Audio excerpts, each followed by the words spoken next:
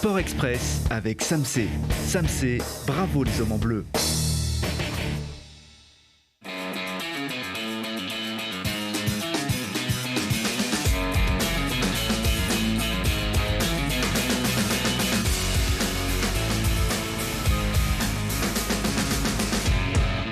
Bienvenue à tous, ravie de vous retrouver, d'autant plus heureuse qu'on ouvre cette édition avec ça.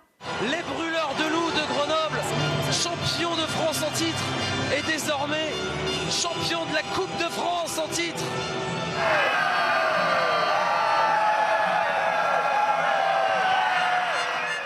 Encore un titre pour les Brûleurs de Loup et celui-là est sans doute l'un des plus beaux, n'est-ce pas Raphaël Garnier ? Ouais, c'est sûr que c'était un beau match avec plein de tensions et un début de match un peu défavorable où on est mené et à la fin une très belle victoire sur le fil. Oui, avec beaucoup de choses qui font beaucoup de bien aussi à votre équipe, à votre public. Vous êtes le portier remplaçant de cette équipe, de cette Coupe de France, de cette finale. Vous jouez souvent les premiers rôles, hein, d'ailleurs, quand même, dans cette équipe des Brûleurs de Loup. Oui, ça m'arrive de remplacer Yacoub. Stepanek, oui, effectivement, lors de certains matchs, il y a besoin aussi d'avoir du rythme pour le deuxième gardien parce qu'on ne sait jamais ce qui peut arriver avec le premier, blessure, contre-performance. Il faut toujours être prêt, donc il faut que le deuxième gardien puisse jouer pour avoir du rythme un petit peu. Et on va en reparler dans un petit instant, ça justement. Vous avez joué quand même un match de cette Coupe de France, de cette série de Coupe de France. Ici, c'était la finale. Alors, on va y retourner. On est à Paris, à l'Accor Arena de Bercy. Donc, vous avez gros à jouer puisque vous êtes champion de France en titre. Vous dominez la Ligue Magnus, hein, quasiment depuis la reprise. Et vous vouliez défendre un statut de leader du hockey français face à une grosse équipe de Gap. Vous aimez pas jouer Gap? C'est sûr que Gap, c'est un derby, c'est le derby des Alpes. C'est toujours une équipe qui joue très intense, qui travaille beaucoup, donc c'est une équipe qui est très dure à manœuvrer parce qu'ils défendent bien. Et qui l'a montré, puisque Gap a mené même 2-0 alors, sur un premier but de Bourgeois. Et là, donc, sur ce deuxième but, il n'était pas rentré dans la cage. On va en reparler dans un petit instant. Finalement, vous avez réagi. Ça vous a beaucoup... c'est un fait de match qui a énervé votre équipe, mené donc à 2-0.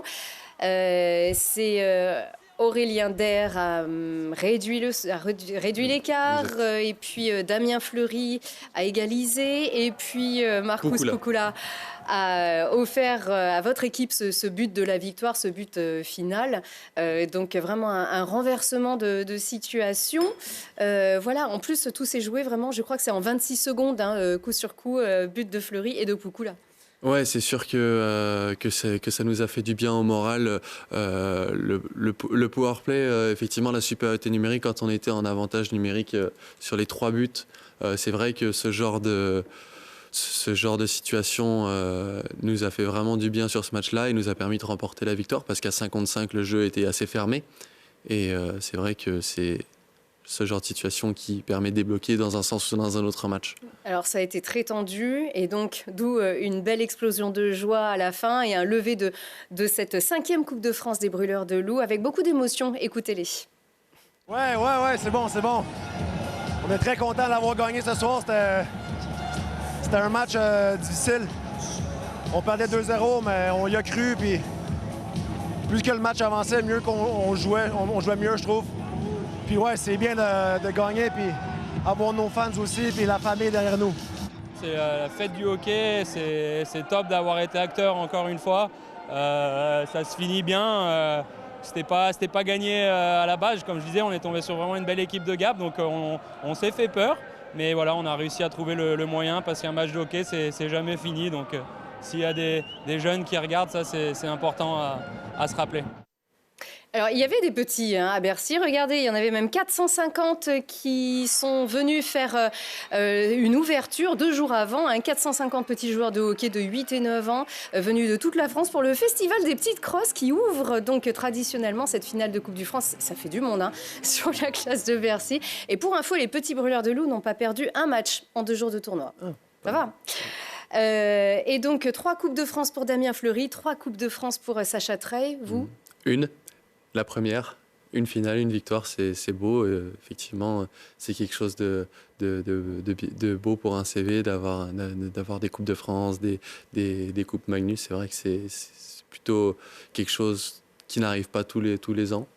Donc, et puis qui peut ne pas arriver dans une carrière. Donc il faut... C'est à part, hein. Ouais, voilà, c'est un truc à part. Oui, c'est sûr. Montrez-la cette belle médaille quand même. Voilà, un beau t-shirt vainqueur de la Coupe de France, Avec une belle médaille. Ouais. Et puis alors moi je l'ai pas gagné hein, le maillot, vous allez repartir avec, mais le voilà, ça c'est votre maillot, donc le numéro 34. Qu'est-ce que c'est grand, hein. Un maillot de gardien, c'est quand même absolument immense. Ouais. Et puisqu'on parle de gardien, on va reparler de ce fameux but qui a fait discuter quand même pendant quelques temps du côté des arbitres. Donc ce deuxième but marqué par Gap. Donc hop, on voit que la cage a bougé. Donc dans le public, on se dit, eh bien, on va rejouer, il y aura peut-être une pénalité, etc. Et finalement, le but a été accordé comme une sorte de présomption de rentrée du but dans la cage, Raphaël. En gros, la règle internationale, c'est qu'une fois que la cage est déplacée sur une action de but, il y a un poteau fictif qui s'installe. Et donc, si le palais traverse le poteau fictif, c'est un but accordé. Et malheureusement, c'est ce qui s'est passé. Après, comme en étant gardien, c'est très très difficile à accepter parce que sur la situation, on voit que Yacoub perd l'équilibre en voulant se propulser depuis le poteau pour faire son déplacement pour être face au palais. Malheureusement, il perd l'équilibre et en perdant l'équilibre, il n'est pas exactement face au shoot et pas parfaitement prêt pour réceptionner le tir. Et c'est sûr que c'est un gros désavantage pour nous parce que malheureusement en France, les poteaux bougent assez souvent. Et c'est complètement inintentionnel. Exactement. Donc c'est vache quand même, mais c'est ainsi. Ouais, c'est la loi du sport et puis à la fin, je pense que l'équipe la plus méritante a gagné parce qu'on a quand même largement dominé au chapitre des tirs, une quarantaine de tirs à 15. Oui. Belle possession du palais quand même. Bravo à vous tous. Savourez encore bien, mais pas trop, parce que déjà demain soir, la Ligue Magnus reprend. Mardi, vous recevez Nice à guichet fermé. Ça sera à 20h. Donc bravo à vous et reprenez bien cette Ligue Magnus. On se retrouve là pour le titre, peut-être. On touche du bois. Hein, et ça serait génial de réussir. Du bois et de la peau de singe. Exactement. Allez, une toute petite info très rapidement. Le GF38 a été battu d'un but au Stade des Alpes par Bastia samedi. Le GF38 descend donc à la 7e place de Ligue 2 et il reçoit Quevilly demain soir, mardi, au Stade des Alpes. Je ne sais pas si on a le temps de vous passer le reste des rendez-vous à suivre pour le week-end prochain. On le retrouvera bien sûr dans le JT de Marie-Caroline Abrial. On a déjà dépassé le temps de cette émission. Merci à vous tous de nous avoir suivis et encore une fois, bravo les brûleurs. Au revoir. Merci. Au revoir.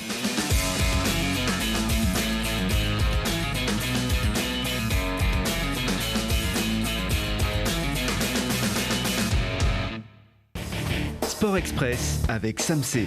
Samsé, bravo les hommes en bleu.